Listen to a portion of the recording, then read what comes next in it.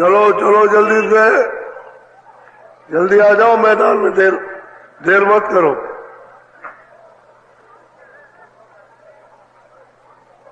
चलो चलो समय होने वाला है।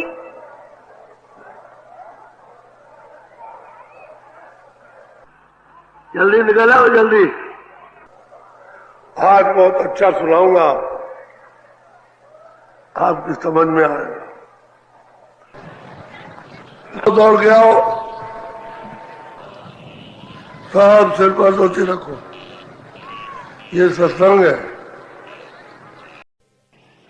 जय गुरुदेव।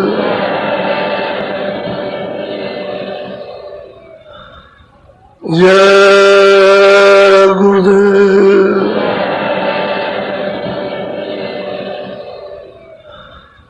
जय गुरुदेव। नाम किसका?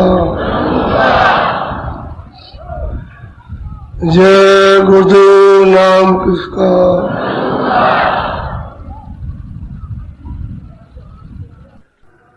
एक मौलवी साहब थे, मौलवी स्कूल में बच्चों को पढ़ाते थे।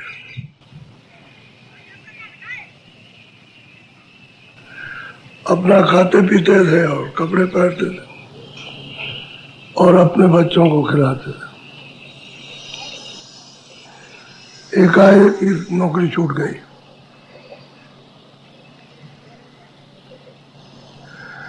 तो मौलवी साहब बहुत गरीबी में आ गए। ये जो जूतियां है, ये पीछे वाली सब गिर गई, आधी रह गई, बस ये पंजा रह गया। ये इतना पंजा, आधी जूतियां। तो उसको पैर के जाया करें। बहुत गरीबी आ गई, जूतियां नहीं ले सकते। बादशाह ने इनको बुलाया कि वो मौलवी बहुत अच्छा पढ़ाता था, बच्चों को उसको ले आओ। तो गए, कह गए कि यहाँ बच्चों को पढ़ा दो। कह रहे ठीक। तो नौकरी लग गई। अब ऐसे कुछ दिन तक तो वो जूतियां पहनते रहे। तो इतनी जूतियां, आधा ऐसा नहीं है, और पैर के जाया करें तो बस आगे की मूलियां, बस वही।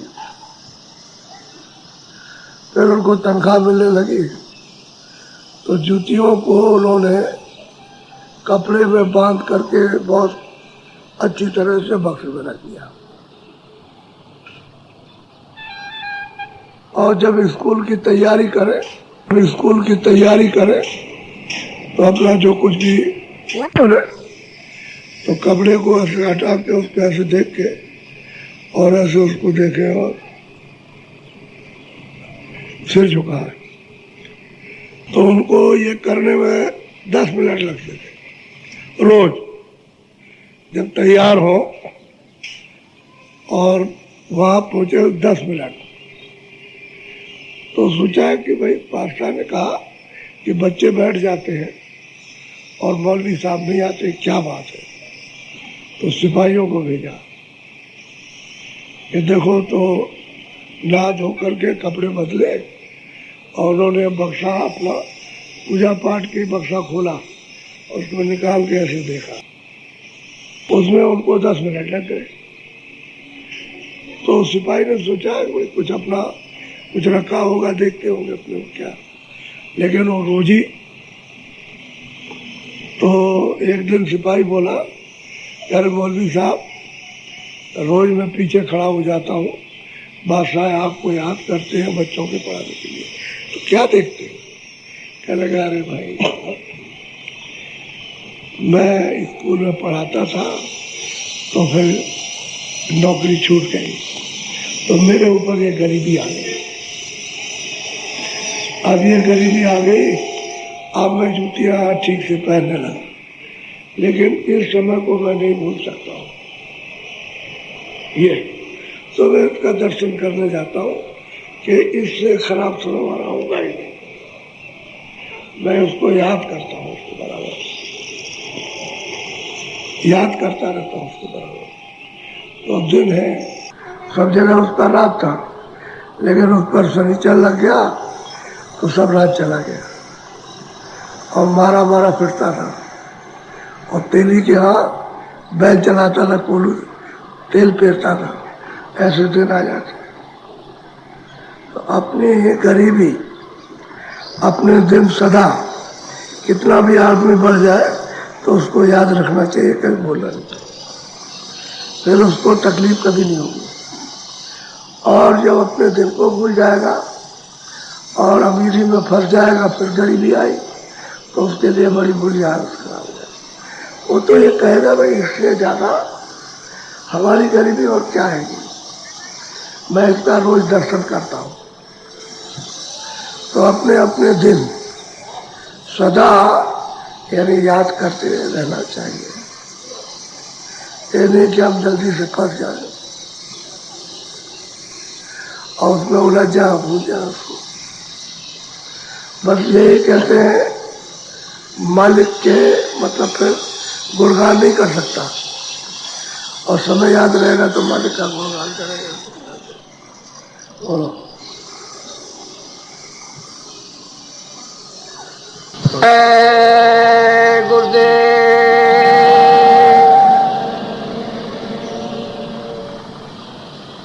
जय गुरुदेव,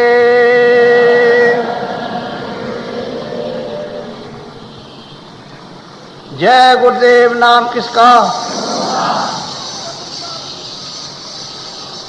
जय गुरुदेव। नाम किसका?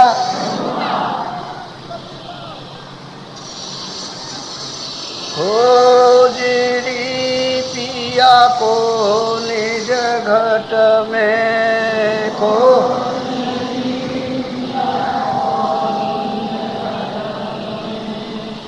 हो जीरी पिया को निज घट में,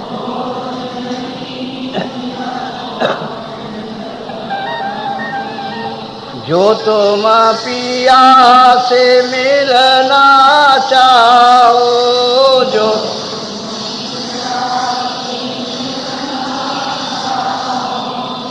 तो भटको मत जग में, तो खोजरी पिया को निज घट में खो,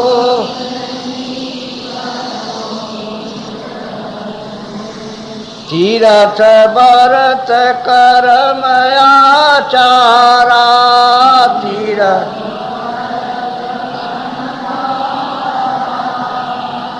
यह अटकावे मग में, यह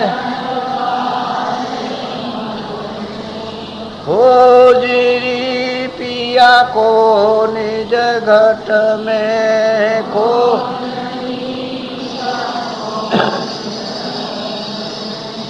जब तक संत मिले नहीं पूरे, जब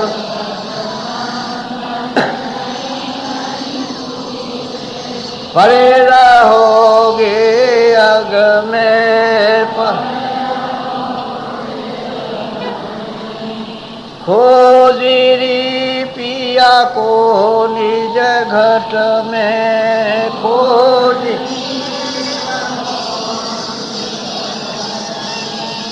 नाम सुधा रस कभी न पाओ, नाम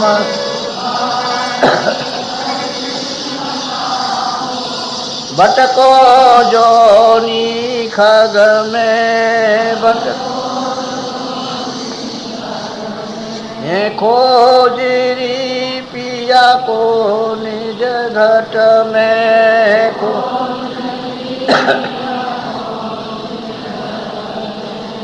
पंडित काजी भेख शेख सब, पंडित अटके रहे डग डग में, खोजरी पिया को निज घट में खोज,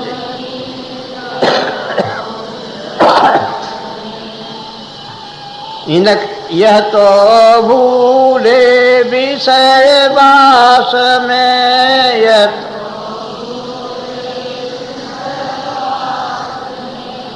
बर्मधा से इनकी रग रग में, बर्मधा खोजी पिया को निज घट में, खोजी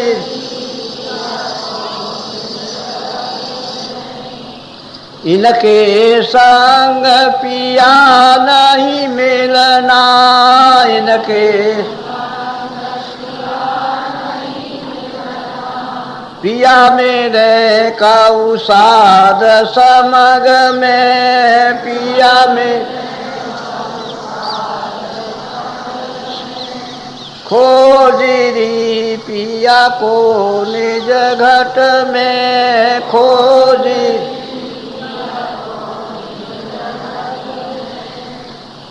सतगुरु पूरे बहु समझा में, सतगुरु वो तो एक है अलग में, वो खोजी पिया को निज घट में, खोज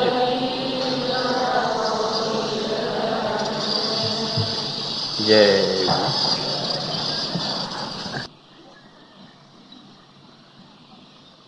रास्ता सब तुम्हारे पास है।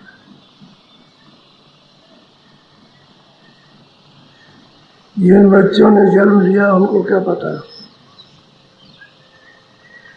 कि कौन सा रास्ता भगवान के पाने का। पीछे कोई भी जानने वाला होगा चला गया। अब नए लोग आए तो रास्ता जानते थे, तुम चले जाओगे पीछे जो जलवेंगे वो सब नए होंगे। उनको क्या पता है कि रास्ता भगवान के पास, उस प्रभु के पास कौन सा जाने का, जैसे भगवान। इसलिए महात्मा हमेशा पुकार पुकार करके बराबर ये कहते रहते हैं कि देखो मालिक से मिलना है, इधर उधर भटकोगे समय खराब हो जाएगा, तुम्हारे पास रास्ता है और तुम्हारे घाट पर है। तुम्हारे घाट का मतलब कि जहाँ सूरत बैठी है दोनों आंखों के पीछे वही घाट है और वहीं से रास्ता जाता है। यदि वहाँ तक वो नाम आ रहा, शब्द आ रहा है, घाट पर बैठो और टकटकी लगाकर आंखों से देखो और कान से सुनो, तो जो ऊपर से शब्द आ रहा वो तुमको सुनाई देने लगेगा। शब्द में है प्रकाश तो दिखाई देने लगेगा, तो आप उसको सुनो, पकड़ो और पकड़ के चलो चलो चढ़ो। वो तो चढ़ना है, पकड़ लिया पर चढ़ते चलो। वो तो ऐसा यानी मतलब यह है कि प्राकृत यानी शब्द है कि ऊपर को खींचता है, जब आप पकड़ लेते हो तो खींचता चला जाता है, ऊपर को खींचेगा, ले जाएगा। पकड़ भर लो उसको, तो कहते हैं भाई तुमको उसे पाना है तो अपने घाट पर आ जाओ। अब घाट मिलेगा जिन्होंने अपना घाट खो लिया, अपना घाट जिन्होंने पा लिया और पा करके पिया से मिल गए, अब वो घाट वहाँ से मिलेगा। तो हम लोग सोचते हैं कि चलो घूम घाम आ जाएंगे, या कहीं बाहर कोई पेड़ के नीचे या पानी के किनारे या दीवार के किनारे कहीं हमको घाट मिल जाएगा भगवान के पाने का। तो कोई घाट में तो छुपा नहीं है। इन आँखों से तो पंचभौतिक शरीर देख सकते हो, लेकिन जो सूरत का और दिव्य जो रूप है वो तो इन आँखों से दिखाई नहीं देगा, वो तो अंदर की आँख से ही दिखाई देगा। जब वो खुलेगी तभी आपको मिलेगा, ऐसे नहीं मिल सकता। तो बार बार सब कुछ कह दिया कि तुम भटक रहे हो, भरम रहे हो, समय खो रहे हो, क्यों ऐसा करते हो। अपने निज घाट की तलाश करो और खोज खाज करके उस पर आ जाओ, बैठो, तो तुम्हारा रास्ता साफ भी हो जाएगा, चल भी पाओगे। और चलते चलते महापुरुष मिल जाएगा, पहुँचा देंगे, तो तुम्हारा छुटकारा हो जाएगा। क्योंकि ये तो अंधकार है और काल का देश दुखदाई और पीड़ाओं से भरा हुआ, दर्दों से भरा हुआ है, और जलमत में ऐसे दुख होता है, तो वो तो आपका छूटेगा नहीं। जब पार हो जाओगे तभी उससे छुटकारा पा जाओगे। तो ना आपका दुख का जन्म, न सुख का न दुख का, तब जन्म मरण से खत्म हो जाओगे। जन्मते हो तब भी उतना ही दो, और जब मरते हो तो उतना ही दो, तो दोनों से छुटकारा हो जाएगा। और घाट नहीं मिलेगा तो ये सबकी दशा रहेगी, घाट मिल जाए तो निकल जाएगा। और महात्माओं के पास में घाट है, क्योंकि उन्हें पता है, तब वो बताते हैं जीवों को कि आओ घाट पे बैठो। तो अब थोड़ा सत्संग सुनो, बोलो। सुरते चली झूलावन काज, चुनरिया मैल भरी।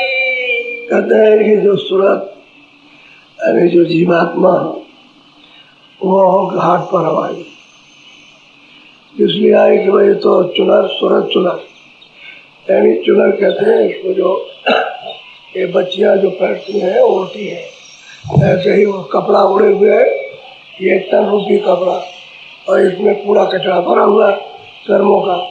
तो अब घाट पर चली, गुरु ने बताया, तो चुनर को धोने के लिए, सूरत को धोने के लिए अब घाट पर आई। तो मन ने भी साथ दिया, बुद्धि ने भी अच्छी रही, और घाट पर बैठे। तो घाट पर जब बैठेगी और आँख और कान से काम करेंगे तो धो ही जाएगी, इसकी धुलाई होगी, सफाई होगी। तो यही सूरत यहाँ, ये साफ प्रस्ताव जब धुल के साफ हो जाएगा तो मन भी निर्मल, बुद्धि भी निर्मल, चित्त भी निर्मल, और अहंकार कुछ नहीं, और सूरत भी निर्मल। तो जो निर्मल हो जाएगा सो जन मोह पावे, जो निर्मल होगा मुझको प्राप्त। अब कहते हैं सूरतिया हमारी घाट पर आई, किसके लिए? चुनर, इन्हें सूरत को धोने के लिए, और वो गुरु ने बताया, तब वो घाट पर आई। अगर गुरु न इधर बता दे तो आपको क्या पता कि सूरत किसको कहते हैं, चुनर किसको कहते हैं, ये कुछ नहीं। अब किसी मुसलमान से पूछे भाई रूह क्या है, तो इधर उधर की बात करता, बताते रूह क्या है। अब वो शब्द लिखा हुआ है, वो तो फकीरों का है, और उनसे पूछो अब इसे कौन सूरत क्या है, तो उस रामायण में भी लिखा है, गौतम त्यगत परस्पर नहीं परसत पक्का, गौतम त्यगत सूरत का, सूरत उसका नाम, नहीं परसत पक्का। सती कहे कौन सीता, यानी प्रभु के चरण कमलों को पकड़, भयभीत न हो।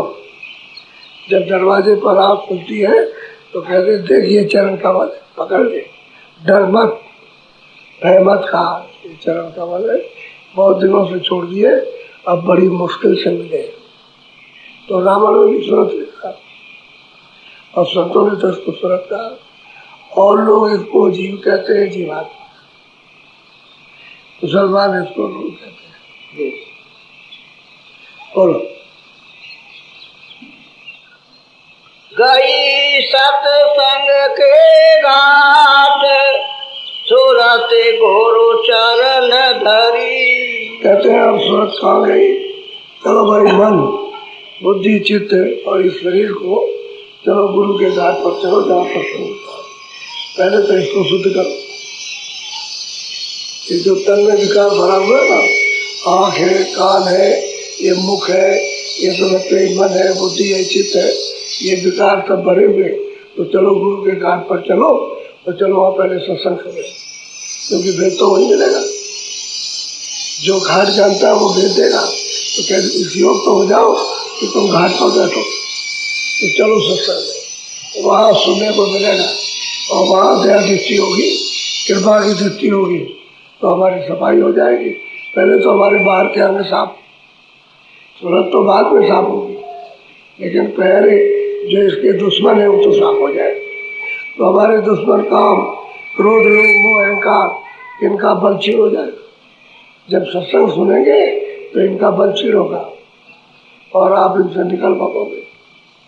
और फिर आप में जब ये चेतना जागृति आएगी भाई चलो अब सफाई हो जाए तो गुरु के घाट पे जाओगे, कहाँ जहाँ सत्संग होता है और वहीं से आपको मिलेगा। तो जब उनके वचन सुनोगे तभी तो आपको होश आएगा, नहीं तो आप अचेत और अज्ञान अंधकार में फंसे हुए। बोलो।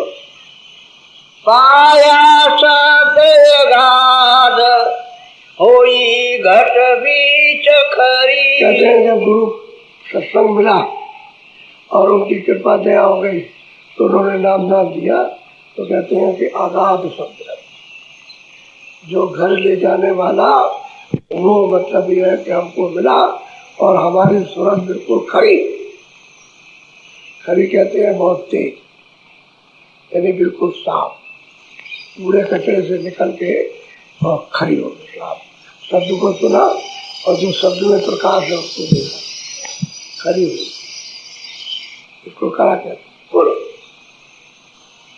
चली सुत आकाश उड़ी जो उड़त परी। और वो नाम को, शब्द को जब पकड़ा, आवाज को जब पकड़ा, आवाजों को पकड़ा, तो कहते हैं गगन में चढ़ी आकाश, और उसको पकड़ के कैसे उड़ती, जैसे परी उड़ी, यानी जैसे पेड़ पर पंछी बैठा घोंसले और उड़ के चला गया, ऐसे ही हूर और परियां स्वर्ग और वैकुंठ में उड़ा करती है।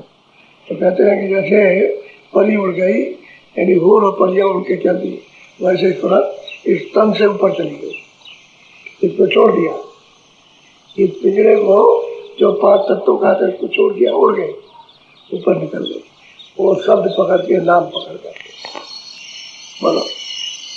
हुआ काल बल छीन फिर सुना सकल जरी। कहते हैं काल का कर्मों का बल, उसका जो बोझा लदा हुआ था तो वो छीन हुआ, क्योंकि इसीलिए तो सत्संग में गई और सत्संग सुना, उससे हल्की हुई, और फिर उसके बाद उन्होंने जो नामदान दिया, रास्ता दिया, उस पर बैठ करके उसने कमाई की और नाम को पकड़ लिया और चढ़ी। जब ऊपर चढ़ेगी तो कर्मों का देश, ये इसका बल, ये छीन हो जाए, इसकी ताकत चली जाएगी, तो जो तो ऊपर उड़ेगी।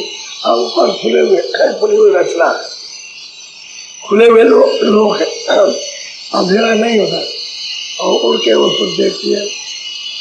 पिंड को छोड़ दिया, ये पिंड कहते हैं शरीर, इसको छोड़ करके ऊपर निकल गए, ऊपर चले। तो काल का जो लेन देन का है, यानी मूल और ज्ञान, उसका बल तो चला गया, क्योंकि गुरु ने ऐसी कृपा और दया की कि उसकी सफाई कर दी। तो जो अंदर सब मलबा कर्जे का लदा हुआ था, जमा था, उसको धो दिया, तो काल का बच्चे हो जाए, उसकी ताकत कमजोर और सूरत को चली गगन आकाश, उधर जाकर के आनंद मंगल दृश्य दिखाई दे रहे और उसको देख रही और पा रही। बोलो। पाया प्रथम ठिकान मिली पदयान हरी। कहते हैं कि मैंने पहला स्थान सैतन कमल में पहुंची और पहले स्थान का निरंजन भगवान का दर्शन। तो कहते हैं कि ये सब जितने भी नीचे के बल थे, पाप के, पुण्य के, अच्छे और बुरे कामों के साथ कहते हैं, अब वो हमको अपनी तरफ नहीं कर सकते, और मन और बुद्धि और चित्त ये सब इनका हरण हो गया, हर गया। जैसे किसी ने आपको खो लिया कि आप भूल गए, इसी तरह से जब वो ऊपर गई और आनंद मिला तो ये सब भूल उसमें आ रहा, उसका बल और ताकत ये सब चली, और आपकी समझ में आने लगा कि अच्छा और बुरा क्या है। तो बुद्धि में हो गया विवेक, ये अच्छा है, ये बुरा है, इसको नहीं करना है, इसको अच्छे को मत करो मेरे को। अब विवेक आया तो फिर जब जीवात्मा, जब सूरज जगी तो फिर उसमें ताकत आ गई, तो फिर काय बात आएगी, अब निकल चलेगी, क्योंकि दरवाजा और कृपा मिली। दरवाजा भी मिला, कृपा भी मिल गई और फिर नाम भी मिल गया और फिर आकाश में चढ़ने भी लगी और उसके पाप और पुण्य दोनों छीन हो गए। जैसे ही छीन हुए काल का भय चला गया। वो तो उसी पर अपनी ताकत रखता है कि हमारा कर्जा जाओ, हमारा दे दो, तो चिल्ला के लेता है।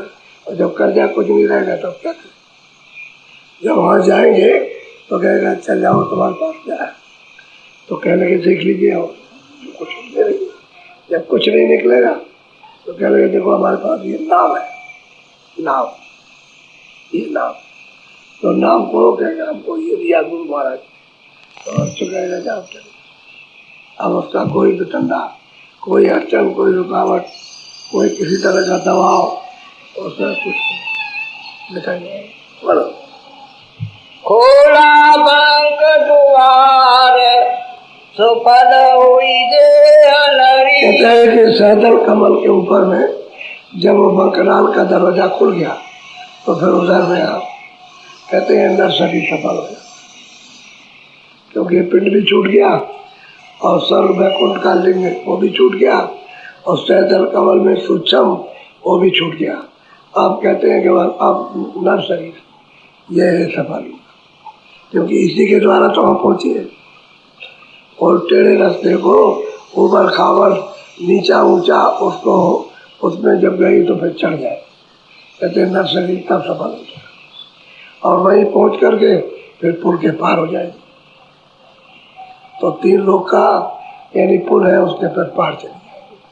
तो कहते हैं नर्सरी तो तब सफल होता है जब यही से सूरत अलग हो जाए। जैसे मरने पर सूरत अलग हो जाती है, जब जान लेते हो आप जिसमें अब कोई नहीं तभी तो उठा के ले जाओ। ऐसे ही अभ्यास के वक्त, साधन भजन के वक्त में सूरत अलग हो जाएगी शरीर से। और कमरे में ओट लगा करके चारपाई या किसी दीवार की ओट लगा के बैठा रहेगा, ऐसा मालूम रहेगा बैठा, लेकिन उसमें शरीर निकल गई, सूरत निकल गई और ऊपर चली गई।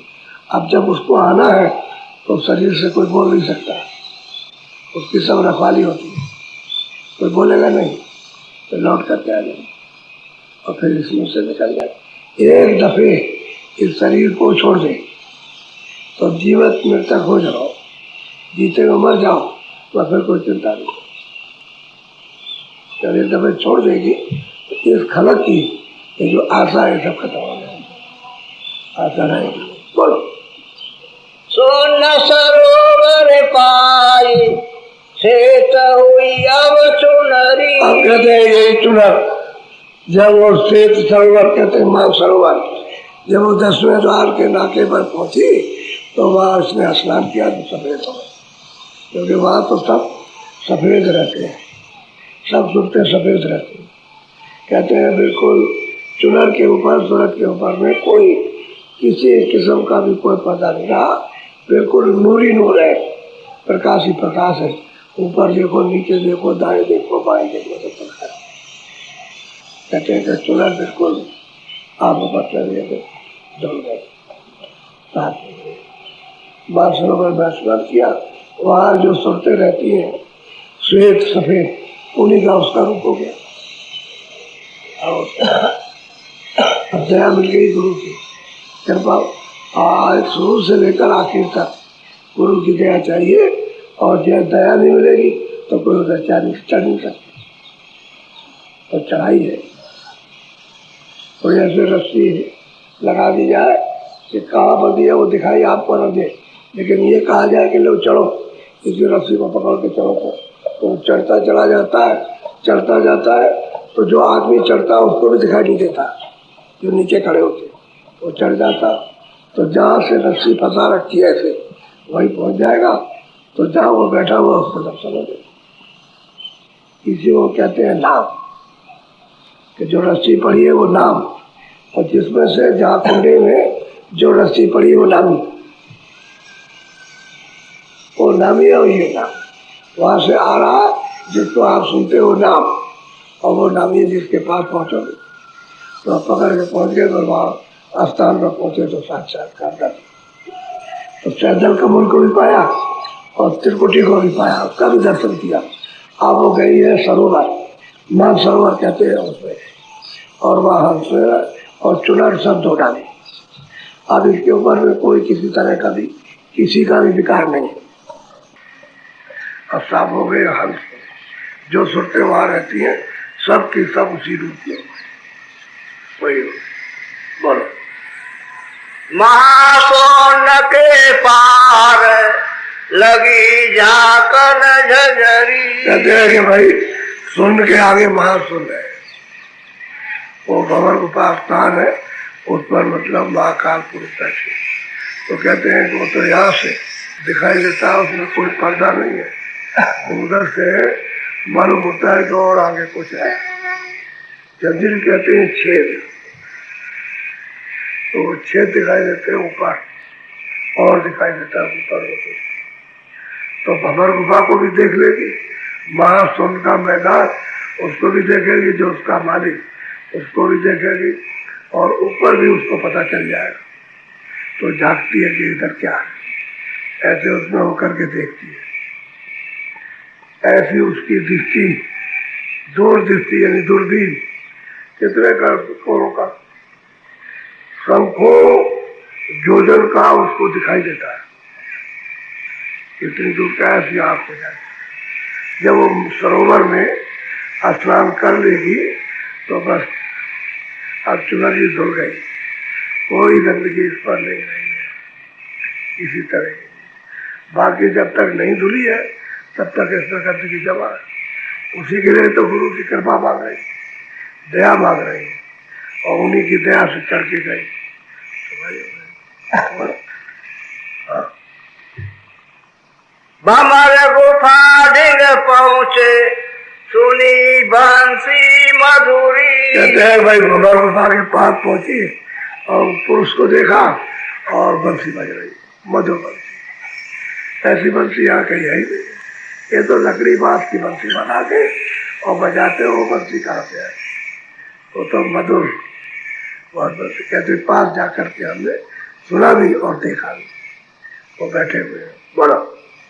हर से पुरुष पुराण गई अमरा नगरी। कहते हैं कि फिर उसके आगे इनको तो देख लिया, दर्शन हो गए, स्पर्श कर लिया, और फिर आगे चली अमरावती। कहते हैं अमर देश, जहाँ अमृति अमृत है, उसको अमरा देश कहते हैं। जहाँ पहुंच करके कभी कोई आता नहीं, अस्थायी रहता है। कहते हैं वो अमर देश हो जाएगी। अब जन्म मरण नहीं होगा, किसी लोकांतर में नहीं आएगी।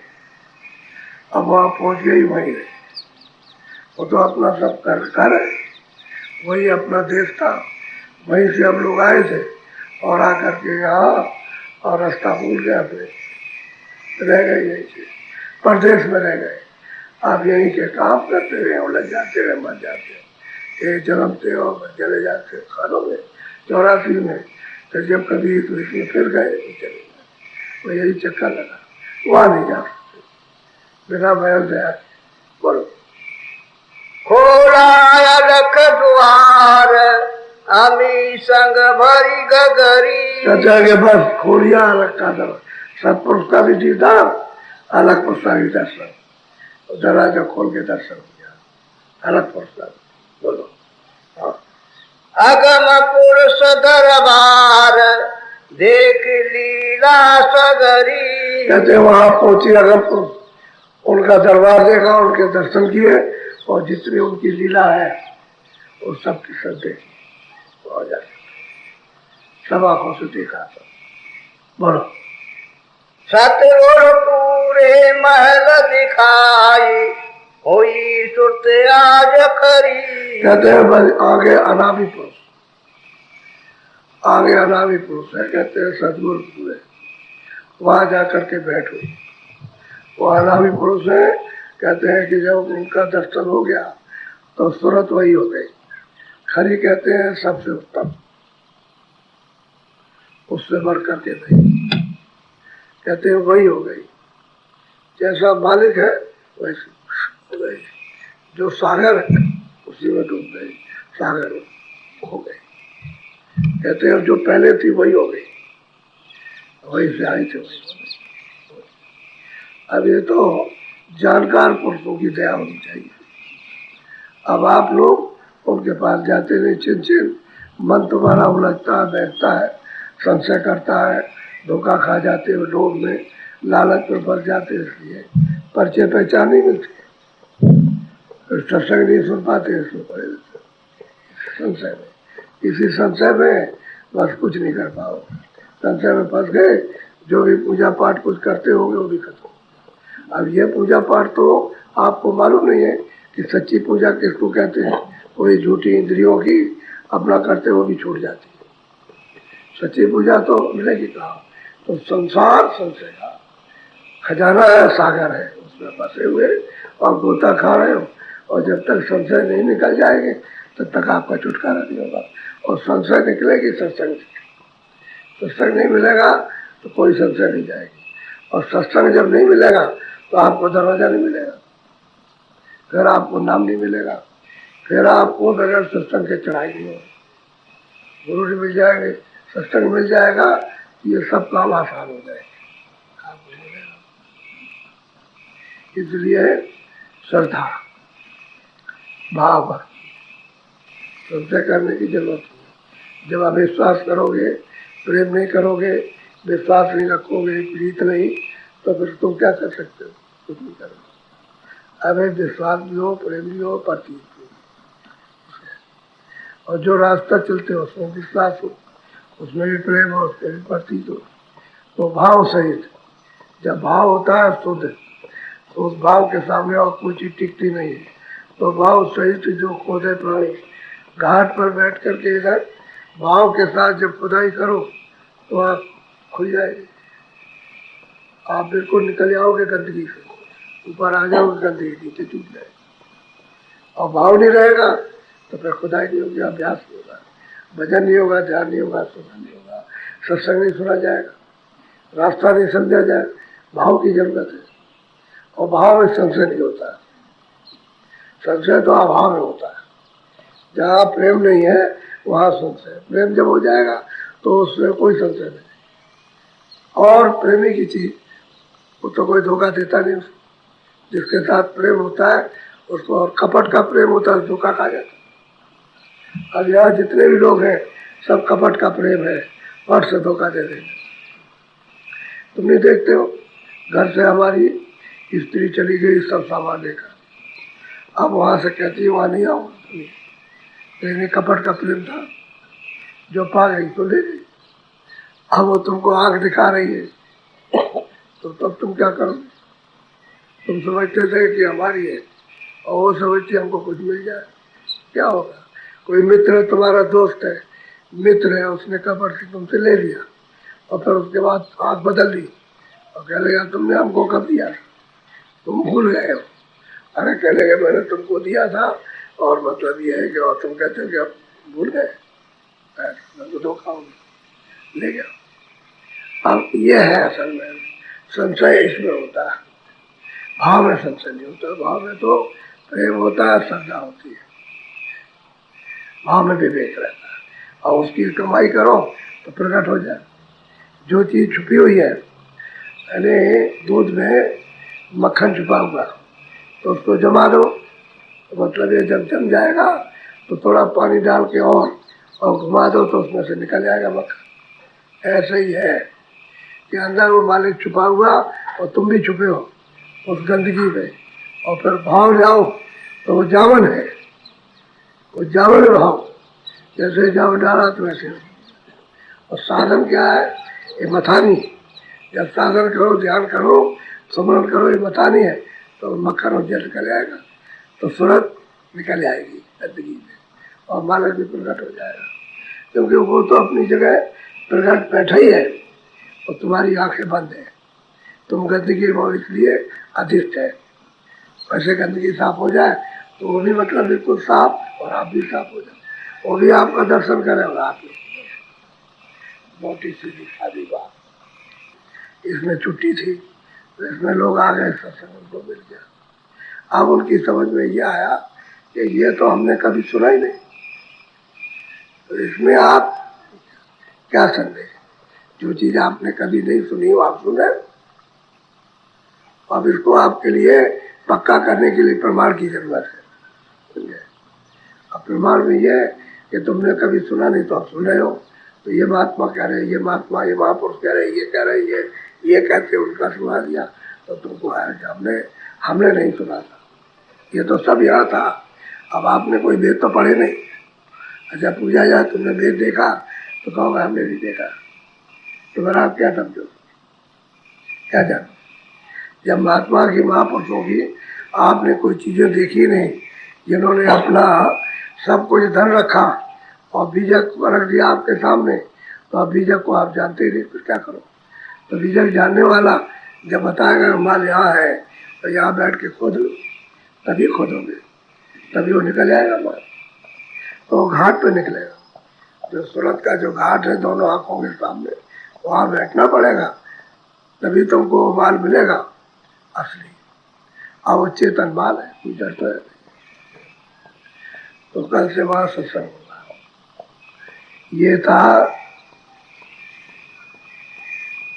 मल का रास्ता जो आपको जन्माष्टमी के दिन सुबह बता दिया आपको नामदान। अब अपने को थोड़ा सा करने की जरूरत है, क्योंकि जो हमने कभी नहीं किया अब हम उसको करें। अब हम उसकी परख पहचान करें तो जरा करके तो देखें। जब सच्चे दरवाजे पर जब आप बैठ के करोगे तो मालूम हो जाएगा। और फिर कहोगे कि नहीं हम नहीं करेंगे, हम तो वही गंगा जमुना स्नान करते रहेंगे, तो फिर क्या रहेगा? करते रहो तो बात करो। अब ये तो घाट, असली घाट ये है जो मनुष्य मंदिर में है, तो उस घाट पर आकर के करो। और वो घाट जो है वो तो अंधेरा है, वहां तो संशय है, वहां कोई पार नहीं हो सकता, कोई जल्दी किसी को पार करता न कभी किया। जहाँ पर जल बह रहा है वहां तो तुम कभी स्नान कर नहीं सकते हो। तो शरीर का जल अलग है, ये बाहर जल है शरीर, और जीवात्मा का जल अलग है। तो जब घाट पर बैठोगे तो वो जल मिलेगा जिससे साफ हो जाएगी, चुनर धुल जाएगी, सूरत धुल जाएगी, बिल्कुल साफ निकल जाएगी। उसमें स्नान करो आप। ये स्नान करते करते कितने दिन तुम्हारे नहीं बहुतों के चले गए, और आज तक कोई नहीं धुला, मोटी सीधी शादी। तो अब आप बैठो भजन, भजन पे ठहरो। भजन असली है, सुनने का नाम भजन और देखने का नाम ध्यान। दोनों चीजें आपके पास हैं, देखने की आंख है और सुनने के आपके पास कान है। बाहर के कान और बाहर की आंखें अलग है। ये कान बाहर के शब्द सुनते हैं और ये आंख बाहर की चीजों को देखती है बस। इनका इतना ही काम है कि अच्छा बुरा यानी रूप रूप देखे, तो इन आंखों का काम है कि अंदर वाली आंख को दे दे, तो परिचय पहचान तो उसको कर ली, ये आंखों को कुछ नहीं तो उसको दे देती, सुना और उनको दे दिया उसको, बस बाहर के कानों का है। तो बाहर के शब्दों में फंस गया, अंदर पहचान नहीं है, न देखने की न सुनने की।